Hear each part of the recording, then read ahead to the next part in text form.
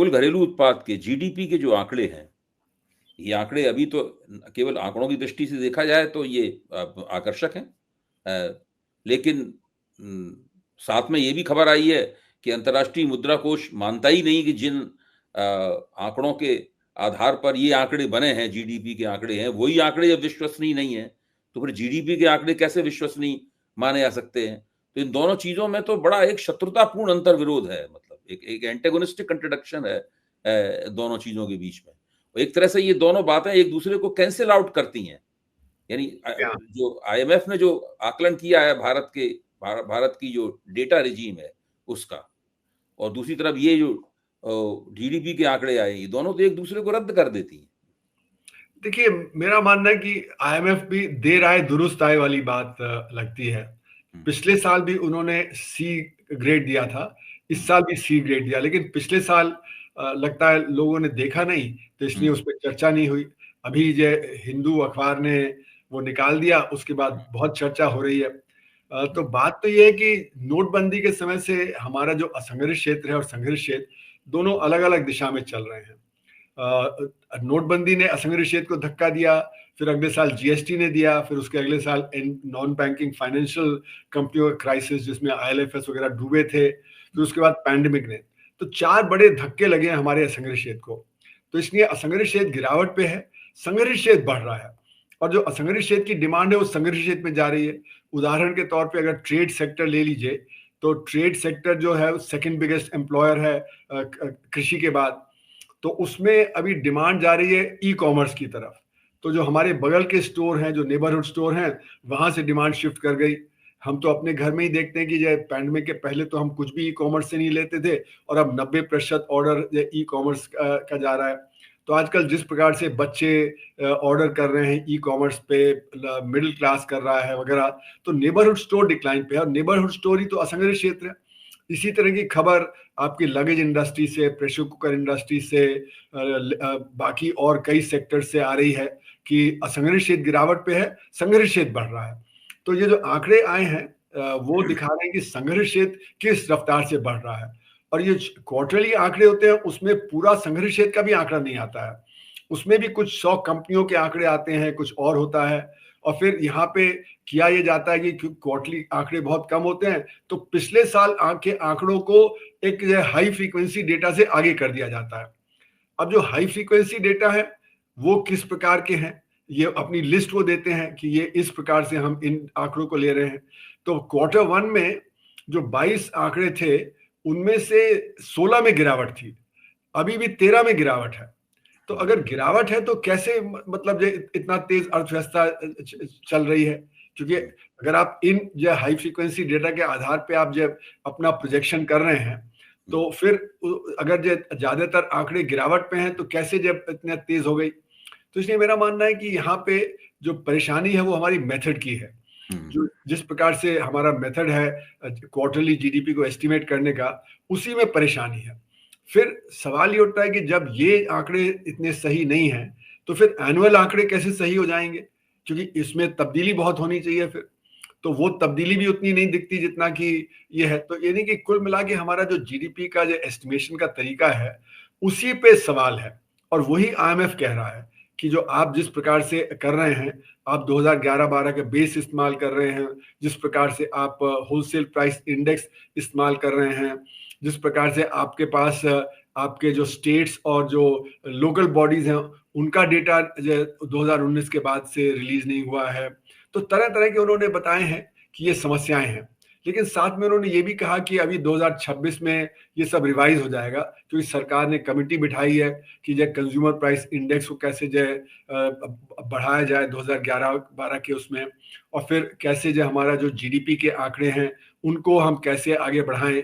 तो ये 2026 फरवरी में नई चीजें आएंगी। तो आईएमएफ ने भी फ्लैग कर दिया है कि ये जो नए तरीके से और नया डेटा के साथ फिर एस्टिमेशन किया जाएगा। तो यानी कि वो उसको कह रहे हैं कि ठीक हो जाएगा, लेकिन अभी के जो आंकड़े रहे हैं उनमें परेशानी है।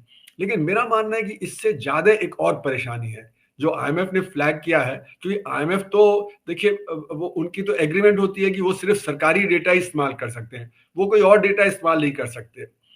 लेकिन मेरा मानना है कि जो जीडीपी का डेटा 2011-12 के बेस का था, उसी में परेशानी थी, क्योंकि वो 2015 में रिलीज हुआ, और जैसे ही रिलीज हुआ तो पता लगा कि उसके बैक सीरीज नहीं दी गई है। अब बैक सीरीज नहीं दी गई तो कहा गया कि भाई बैक सीरीज नहीं होगी तो हम कंपेयर कैसे करेंगे कि पुरानी सीरीज में और नई सीरीज में कितना अंतर है, और ये कितना ठीक है कितना नहीं ठीक है। तो फिर उन्होंने क्या किया कि एक और कमिटी बिठा दी। उस कमिटी ने दिखाया कि जो यूपीए के दौरान एनडीए के से ज्यादा तेज रफ्तार से जीडीपी बढ़ रहा था, तो उसको सरकार ने रिजेक्ट कर दिया। फिर उन्होंने नीति आयोग को कहा कि आप इसको जो ठीक करिए। अब नीति आयोग का काम नहीं होता कि वो जीडीपी की सीरीज तैयार करे, लेकिन नीति आयोग ने किया और उसने दिखा दिया कि एनडीए के दौरान यूपीए से ज्यादा तेज अर्थव्यवस्था बढ़ रही थी। लेकिन हमारे जो चीफ इकोनॉमिक एडवाइजर पूर्व थे, उन्होंने कहा कि नहीं, इसमें तो 2.5 से 3% की जाए, आपने ओवर एस्टिमेशन किया हुआ है। तो फिर परेशानी हो गई।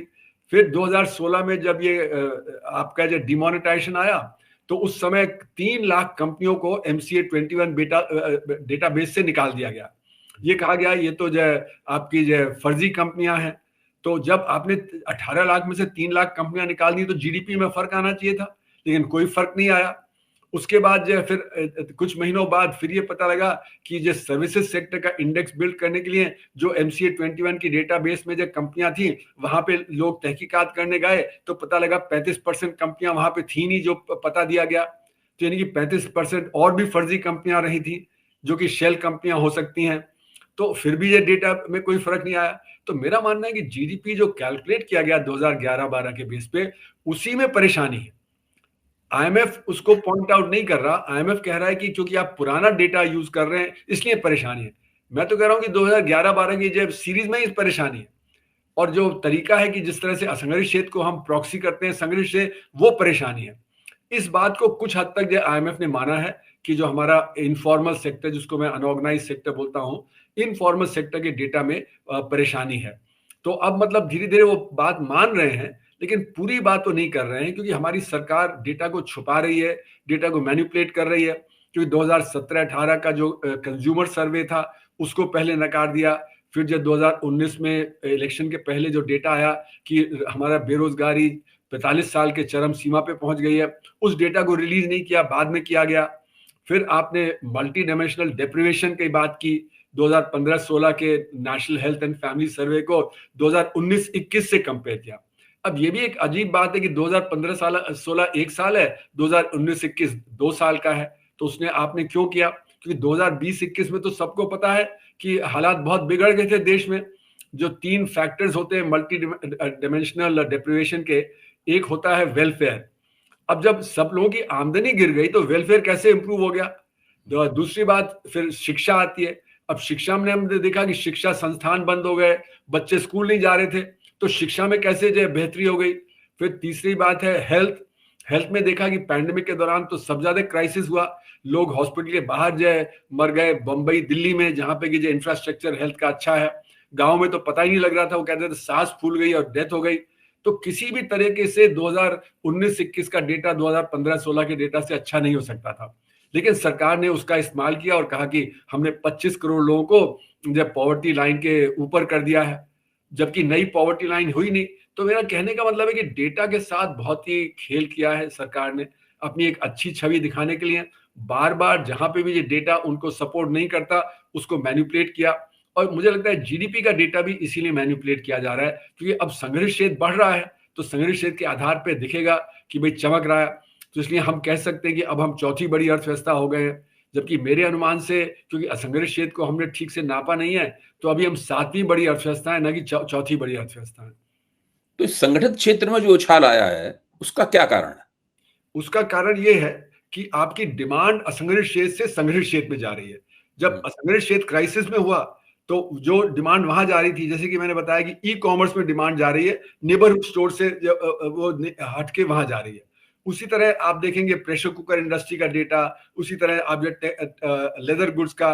तो ये जो कंपनियां हैं वहां पे, वो बड़ी कंपनियां वो कह रही हैं कि हम बहुत खुश हैं, क्योंकि ये जो छोटी इकाइयां हैं ये कोप नहीं कर पा रही जीएसटी से और जो इनकी परेशानी है, तो डिमांड उधर शिफ्ट हो रही है। तो जो डिमांड असंगठित क्षेत्र में होनी चाहिए थी, जिससे उनकी बढ़त होनी चाहिए थी, वो डिमांड इधर चली गई है। तो इसकी वजह से यहाँ पे ग्रोथ हो रही है। इसलिए मैं बार बार कह रहा हूं कि जितना संगठित क्षेत्र की ग्रोथ हो रही है, उतना ही असंगठित क्षेत्र में गिरावट है। जबकि सरकार ये कहती है कि संग्रहित क्षेत्र बढ़ रहा है तो असंग्रहित क्षेत्र भी बढ़ रहा है। मैं कह रहा हूं नहीं, उल्टा है।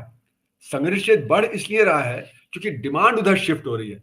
ओवरऑल अर्थव्यवस्था में परेशानी है क्योंकि जो 94% जो असंग्रहित क्षेत्र में है उनकी आमदनी नहीं बढ़ रही है ज्यादा, उनको इन्फ्लेशन से परेशानी है।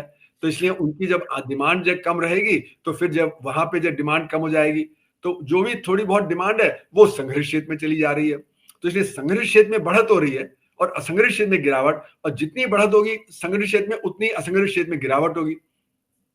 अच्छा, ये नीति अघोषित नीति है कि असंगठित क्षेत्र को कोई तरजीह न दी जाए और उसको उसके हाल पे छोड़ दिया जाए और धीरे-धीरे करके वो कमज़ोर हो जाए, वहाँ चीज़ें खत्म होने लगें और वहाँ जो माँग जिस माँग की वो पूर्ति करता था, वो माँग की पूर्ति न कर पाए, वो माँग संगठित क्षेत्र में आ जाए।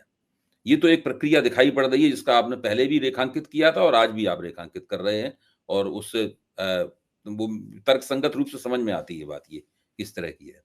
लेकिन ये नीति क्या बड़े-बड़े पूंजीपतियों ने सरकार को समझाया है कि वो ऐसा करें? या अंतर्राष्ट्रीय मुद्रा कोष ने समझाया है सरकार को ऐसा करें? वर्ल्ड बैंक ने समझाया है कि सरकार को ऐसा करें? या ये सरकार के ही दिमाग की उपज है? तीनों चीजें सही हैं। तीनों बात जो आप कह रहे हैं, इस सरकार की जो समझ है वो ये कि हमको ग्लोबल बिग वो बनाना है, मतलब बड़ी बड़ी कंपनियां जो ग्लोबल लेवल पे हों। तो इसलिए अडानी को, अंबानी को, टाटाज को और बैंकों में भी जो मिला के बड़े बैंक बना देंगे। तो ये एक तरफ है। दूसरा ये कह रहे हैं कि असंगठित क्षेत्र को हम संगठित बना देंगे। अब असंगठित क्षेत्र को संगठित कैसे बना सकते हैं? हमारे यहाँ किसानी में 8 करोड़, 10 करोड़, 11 करोड़ हैं और 85% उसमें से छोटे किसान हैं। 5 एकड़ से कम जोतते हैं, वो आधा एकड़, 1 एकड़, 2 एकड़ जोतते हैं। वो संगठित हो ही नहीं सकते। वो तो सिर्फ ये है कि उनका जो खेत बिक जाए तो वो जो वर्कर बन जाएंगे, पर वो संगठित नहीं होंगे। उसी तरह हमारे जो इंडस्ट्रियल सर्विसेज में है, जहाँ पे कि 6.5 करोड़ के करीब जो माइक्रो सेक्टर है, 6.5 लाख हमारा स्मॉल सेक्टर है। तो जो माइक्रो सेक्टर है जिसमें एमएसएमई का 97.5% रोजगार है, उसमें एवरेज में 1.7 व्यक्ति काम करता है। तो 1.7 व्यक्ति जो काम करता है वो तो क्या तो बैंकिंग करेगा, क्या तो फाइनेंस करेगा, क्या मार्केटिंग करेगा। तो संगठित नहीं हो सकता, उसको आप किल कर सकते हैं बस। तो ये जो नीति जो सरकार ने बनाई है कि हम असंगठित को संगठित कर देंगे, उसका वो हो नहीं सकता है, वो सिर्फ किल कर सकते हैं आप। और इसके पीछे प्रेशर तो है ही इंटरनेशनल फाइनेंस कैपिटल का, क्योंकि जितना जब संगठित क्षेत्र होगा तो उनकी जब पकड़ ज्यादा होगी, क्योंकि असंगठित क्षेत्र में तो जा नहीं सकते। जैसे कि अगर अडानी वगैरह हैं तो छोटे छोटे किसान से नहीं डील कर सकते, उनको भी बीच में ट्रेडर्स चाहिए होंगे जो छोटे किसानों से डील करेंगे। तो इसलिए जो ये हमारे इंटरनेशनल फाइनेंस कैपिटल है जिसको आईएमएफ, वर्ल्ड बैंक रिप्रेजेंट करते हैं, उनकी भी यही है कि जो यहाँ पे संगठित क्षेत्र बढ़ जाए, असंगठित क्षेत्र एक कमजोर हो जाए, तो जिससे कि वो जो मल्टीनेशनल कंपनियां हैं वो आ जाएं। अब जैसे कि आप देखें बैंकिंग में आईसीआईसीआई बैंक या ये जो प्राइवेट बैंक्स हैं, इनमें 70-80% तो इन्वेस्टमेंट जो मल्टीनेशनल्स का है, फॉरेनर्स का है। तो एक तरह से वो भी एक मल्टीनेशनल बैंक हो गए ना कि इंडियन बैंक। तो ये जो ट्रेंड है कि वो जो इंटरनेशनल कैपिटल है वो हमारे यहाँ आए और वो जो हमारी बड़ी कंपनियों के साथ वो काम करे, तो यही ये एक वो है पॉलिसी जिसमें आईएमएफ, वर्ल्ड बैंक और जो ये सरकार की नीति है वो एक ही है। अब ये भारतीय जनता पार्टी जब जनसंघ के रूप में थी, आपको तो वो जमाना भी याद होगा। जी हाँ। जनसंघ को व्यंग से कहते थे, उनके विरोधी कहते थे कि कम तौलने वालों की पार्टी है। जी हाँ। यानी छोटे दुकानदारों की पार्टी है, जो कि छोटे-छोटे जो ग्राहक उनके पास आते हैं, उसमें कुछ भाजी मार लेते हैं, जी हाँ। थोड़ा ज़्यादा पैसे गलती ले बात लेते हैं, मतलब ये व्यंग से कहिए। लेकिन उसका मतलब ये निकलता है कि मुख्य तौर पर छोटे व्यापारियों की पार्टी है। जी हाँ। ब्राह्मणों की पार्टी है और ब्राह्मण बनिया पार्टी है, छोटे व्यापारी इसके ऊपर भरोसा करते हैं। तो एक ऐसी पार्टी जो कि छोटे व्यापारियों के समर्थन से आगे बढ़ी, वो इस नीति पे कैसे पहुंच गई कि वो छोटे व्यापारियों को समाप्ति कर देना चाहती है? देखिए ऐसा हुआ कि जैसे जब पहले 1991 में पहले तो कांग्रेस आई, फिर उसके बाद यूनाइटेड फ्रंट आया और फिर बीजेपी आई, और बीजेपी ने स्वदेशी का नारा देके आए। लेकिन बीजेपी ने जो नई आर्थिक नीतियां उसी को आगे बढ़ाया। और हो ये रहा था कि जैसे जो भी जीत के आता था वो तुरंत अमेरिका जाता था, अमेरिका से नेगोशिएट करता था, वर्ल्ड बैंक, आईएमएफ, यहाँ तक कि लालू प्रसाद यादव का भी आपको याद होगा कि ये जोक था कि उन्होंने सूट सिलवाया अमेरिका जाने के लिए। तो ये मतलब हमारी जो नीतियां हैं 1991 के बाद, वो पूरी की तरह से हमारे आईएमएफ, वर्ल्ड बैंक के चंगुल में आ गई थी। और उसके पीछे वजह ये है कि जितने भी हमारे नीति निर्धारक थे, वो एक रिवॉल्विंग डोर पॉलिसी का करते थे कि मतलब वही लोग एशियन डेवलपमेंट बैंक में, वही लोग वर्ल्ड बैंक में, आईएमएफ में और सरकार में नीतियां बना रहे हैं। तो जो हमारी अर्थव्यवस्था में पकड़ है, जो आईएमएफ की, वर्ल्ड बैंक की, क्रेडिट रेटिंग एजेंसीज की, ये बहुत ही स्ट्रांग हो गई। वजह उसकी है कि हमने पब्लिक सेक्टर को कमजोर किया और प्राइवेट सेक्टर को आगे बढ़ावा दिया। मतलब जो लीडिंग सेक्टर था वो 1991 के पहले वो पब्लिक सेक्टर होता था, अब वो प्राइवेट सेक्टर हो गया। और प्राइवेट सेक्टर जो है वो हमारे यहाँ बहुत छोटा है मल्टीनेशनल्स के कंपैरिजन में, तो वो मल्टीनेशनल्स के साथ नेगोशिएट करता है। तो जब फिक्की और सीआईआई है, उन्होंने भी कहा कि हाँ, अर्थव्यवस्था खुल जानी चाहिए, क्योंकि वो उनको था कि शायद उसकी मदद से हम और आगे बढ़ेंगे। तो इसलिए जो हमारी नीतियां बनी है सन 1991 के बाद, वो सारी की सारी इंटरनेशनल फाइनेंस कैपिटल के ही चंगुल में बनी है। जैसे कि जीएसटी का लागू करना, वैट का लागू करना, ये भी वहां वहां से ही उन्होंने सुझाया कि आप ये करिए। जबकि ये जीएसटी और वैट हमारे देश के लिए बिल्कुल सही नहीं है, क्योंकि हमारे यहाँ इतना बड़ा असंगठित क्षेत्र है और वो जीएसटी और वैट से डील नहीं कर सकता है। तो उसको आप किल कर रहे हैं जीएसटी लगा के, क्योंकि उसको इनपुट क्रेडिट नहीं मिलता। तो इनपुट क्रेडिट नहीं मिलता तो उसके दाम तो गिरे नहीं। जो बड़ी इकाइयां जो जीएसटी के उसमें नेट में आती हैं, उनको इनपुट क्रेडिट मिला तो उनके दाम कम हो गए, तो इसलिए डिमांड उधर शिफ्ट हो गई। तो ये जो नीतियां हैं, ये सारी की सारी नीतियां इंटरनेशनल फाइनेंस कैपिटल के उसमें है। और देखिए, ये तो ऑल्टरनेट नीतियां तभी हो सकती हैं जबकि हम एक ऑल्टरनेट इकोनॉमिक पॉलिसी फ्रेमवर्क में काम करें। अगर आप देखें तो फ्रांस में मित्रों साहब आए थे 82 या 83 में, प्रेसिडेंट बने थे। उन्होंने नीतियां बदलने की कोशिश की क्योंकि वो सोशलिस्ट थे। 3 दिन के अंदर उनको रिवर्स करना पड़ा क्योंकि इतना सारा कैपिटल फ्लाइट हो गया। 3 दिन नहीं टिक पाई फ्रांस जैसी बड़ी अर्थव्यवस्था। उस समय भारत का तो कुछ था ही नहीं। उसी तरह मंडेला साहब जब आए 94 में, तो उनको भी 1 महीने के अंदर रिवर्स करनी पड़ी अपनी पॉलिसीज। और दक्षिण अफ्रीका में कितनी जबरदस्त गैर बराबरी है, मतलब जबरदस्त वहां पे गैर बराबरी है, क्योंकि वहां पे जो ब्लैक्स हैं उनको उतना फायदा नहीं पहुंचा जितना कि जो व्हाइट्स थे उनको फायदा पहुंचा। तो कुल मिला के मेरा ये मानना है कि ये सारी दुनिया में एक स्ट्रेटेजिक शिफ्ट आया था मिड 1970s में, जब जो सोवियत यूनियन गिरावट पे आने लगा और चीन में दंग सियाओपिंग ने आके अपनी नीतियां बदल दी, तो एक ऑल्टरनेटिव जैसी चीज कुछ नहीं बची। तो जो ऑल्टरनेटिव जैसी चीज नहीं बची, तो फिर जो सबको जो कैपिटलिस्ट पाथ ही इख्तियार करना पड़ा, और उसमें public sector retreat, private sector आगे। तो जो भी सरकार आती है वो इसी नीति को आगे करती है। यूपीए में जरूर थोड़े से जो यूपीए 1 के दौरान जरूर इन्होंने थोड़े से राइट्स दिए, पर वो भी नीति आप देखिए वर्ल्ड बैंक की नीति थी। वर्ल्ड बैंक ने मिड 1980s में कहा कि सेफ्टी नेट की जरूरत है, नहीं तो जो गरीब, बहुत ज्यादा गरीब हो गए तो सोशल एक्सप्लोजन हो जाएगा।